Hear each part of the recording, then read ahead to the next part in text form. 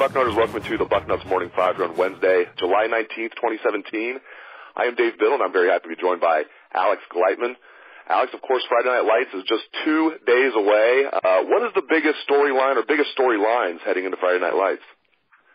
I would say the biggest storyline is probably who's going to commit. I think every year people want to know which players are going to be ending up committing at the event. There's usually at least one or two, if not more than that. And I think there's a number of candidates to kind of fill those roles from, wide receiver Kamryn Babb, LaChristian Blue Smith. He's certainly a candidate, although he says he's going to announce his decision, in September. Jahan Dotson, a wide receiver from Pennsylvania, is coming into town. If he has an offer, but if that offer becomes committable, perhaps he's someone who can end up pulling the trigger on the spot.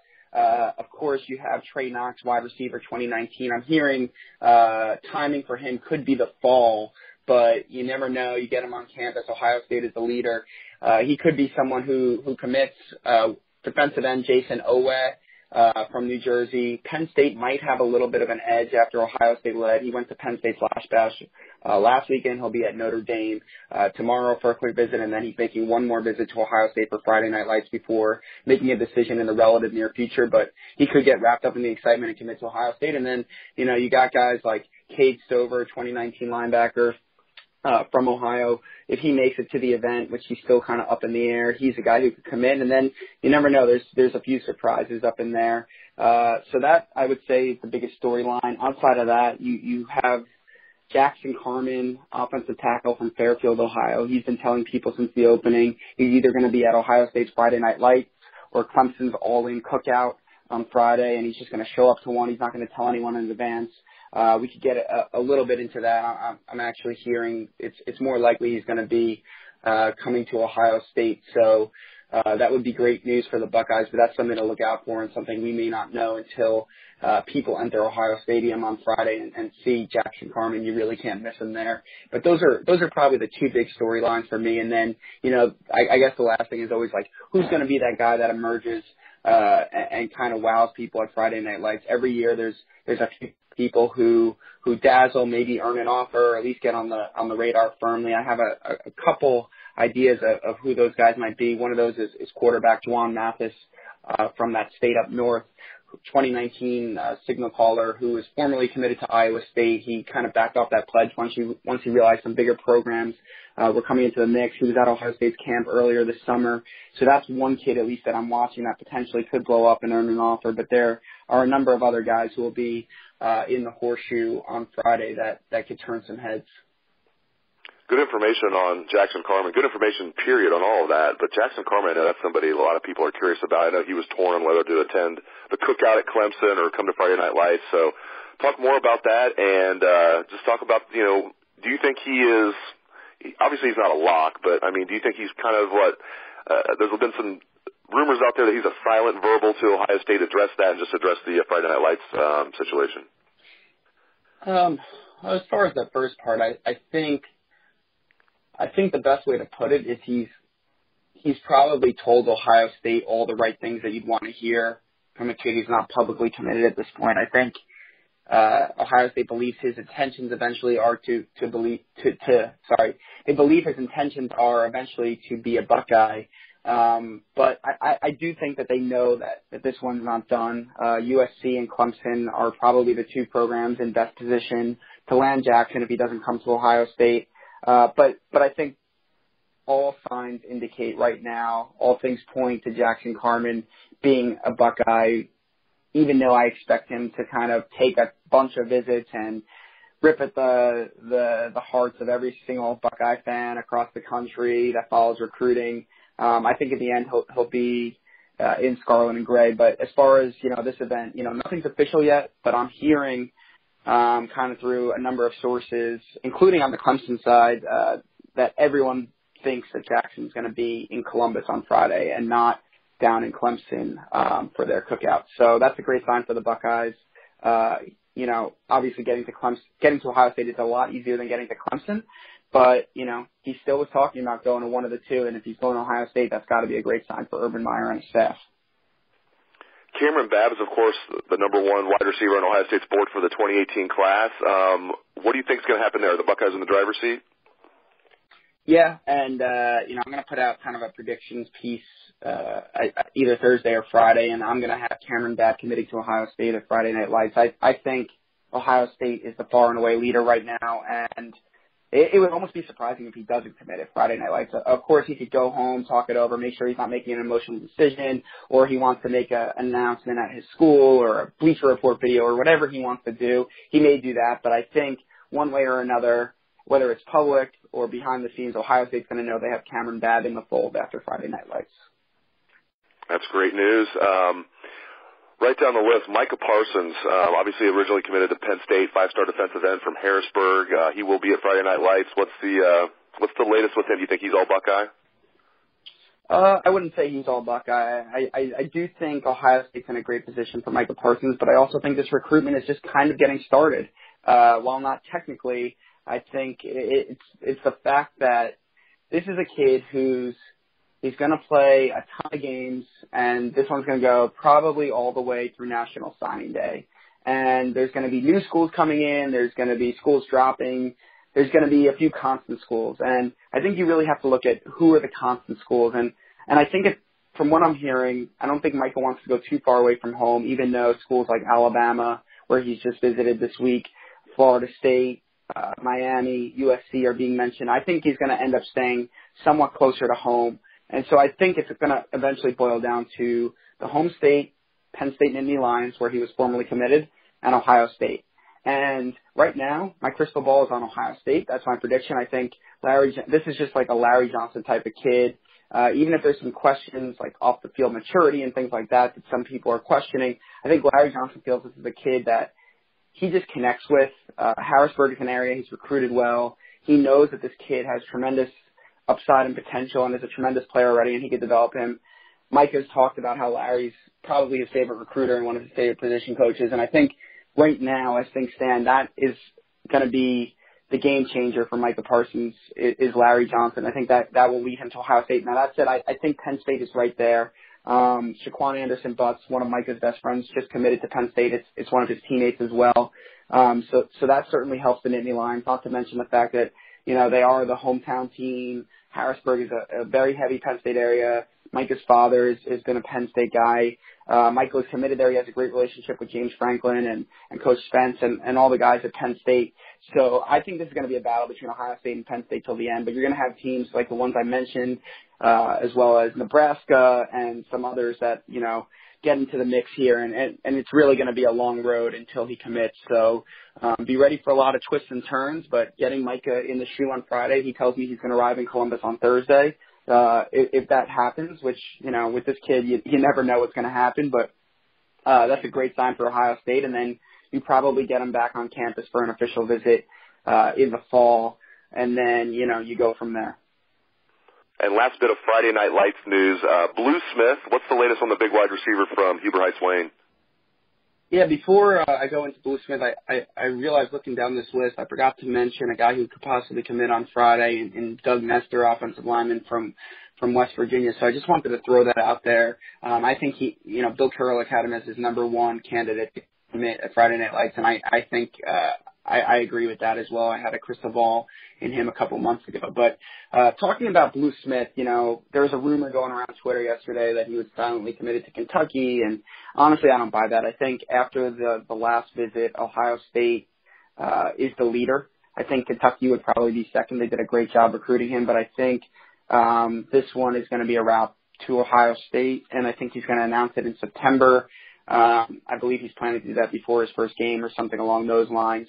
But, originally the favorite, and I had my crystal ball on them for a little bit because Ohio State at one point was kind of looking at him more as a tight end, maybe not so much a receiver, and that was turning Blue Smith off a little bit. But, Urban Meyer kind of flipped this one around.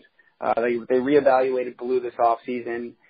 They decided they like him as a wide receiver, a big wide receiver, and even if he grew out of that, he could kind of be like an H-back, similar to kind of the role Aaron Hernandez played at Florida for Urban Meyer, which is, it is a tight end position, but it's more of a receiving tight end versus, a blocking tight end. And I think Blue is okay with that. And just to sell Urban Meyer, they brought him in, they sat him down, they kind of put everything on the table.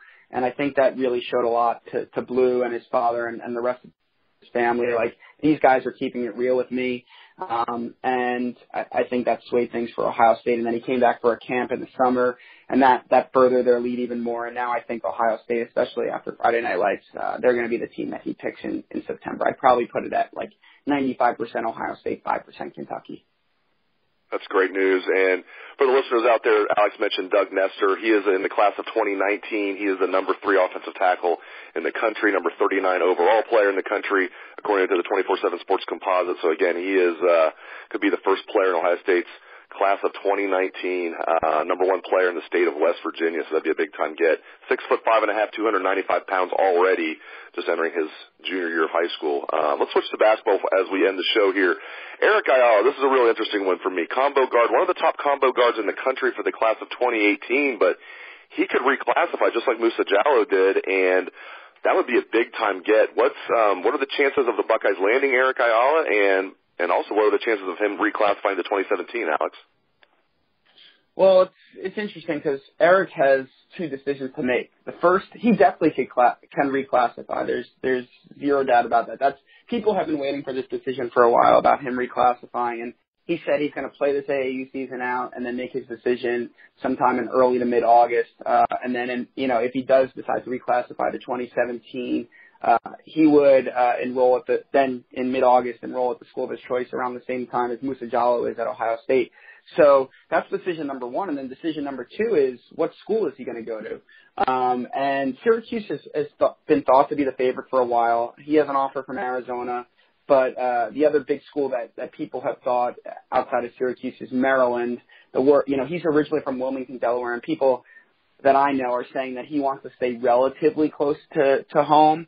So Syracuse and Maryland certainly fit that billing. But the problem with Syracuse and Maryland is, what I'm told from people close to both of those programs is that if Eric reclassifies to 2017, that neither Syracuse or Maryland necessarily have room to take him for those classes, which would be great for Ohio State, because I'm told after those 2 teams, the 2 that Eric's looking at very closely are Ohio State and Oregon. And, Ohio State's been on him really hard. They need backcourt help for this coming season. They've obviously added a couple pieces, but Eric, I don't want to say he's Jaquan Lyle because I don't want people to not want the kid. But I think his style is very similar to Jaquan Lyle as far as his ability to play both the point guard and off the ball. He could shoot the basketball. He could drive.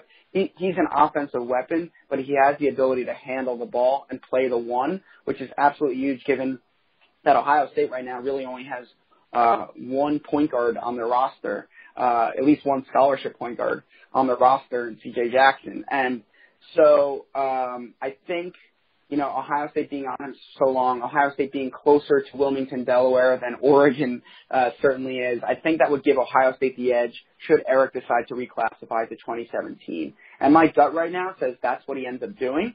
And that would put Ohio State in a great position to land him, given that Syracuse and Maryland can't take him for 2017. But if Eric does decide to stick in the 2018 class, that could be a problem for Ohio State, as then maybe Syracuse gets back in the mix, maybe Maryland gets back in the mix, maybe some other programs throw their hat in the ring, or the ones that are already in the ring could say, hey, you're 2018, we could take you for 2018. So I think Ohio State's rooting really hard for Eric to be a 2017 prospect. Because if he is, I believe they will land him. As things currently stand, of course things could change. There's a couple more weeks of AAU ball and things like that.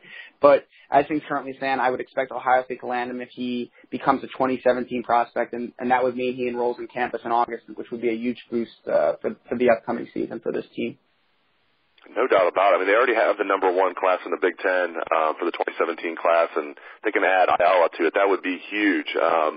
Looking at the 2018 class, Justin Ahrens, of course, was originally in the class with Thad Matta was still here, and then he decommitted. Chris Holman has extended an offer to Justin Ahrens or Ahrens, however he pronounces it.